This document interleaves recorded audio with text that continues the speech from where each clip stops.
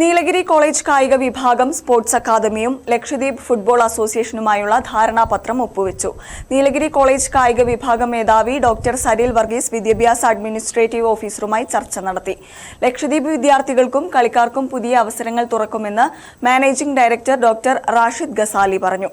Lakshadweep football association president Muhammad PK, secretary Nizamuddin, joint secretary Asif Niyas, ministry sports youth affairs organisation S Sharshad എന്നിവർ ചടങ്ങിൽ പങ്കെടുത്തു. Lakshadweep football അസോസിയേഷനും Nilgiri college sports അക്കാദമിയും തമ്മിലുള്ള ധാരണാപത്രത്തിലാണ് ഇന്ന് ഇവിടെ സൈൻ ചെയ്തിരിക്കുന്നത്. വരുന്ന വർഷങ്ങളിൽ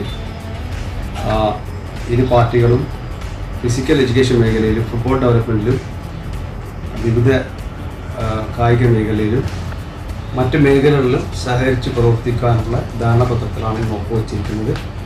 2021 മുതൽ നീലഗിരി സ്പോർട്സ് അക്കാദമി നീലഗിരി കോളേജുമായിട്ട് ലക്ഷദ്വീപ് ഫുട്ബോൾ അസോസിയേഷൻ സഹകരിച്ച് പ്രവർത്തിച്ചു വരുന്നുണ്ട്.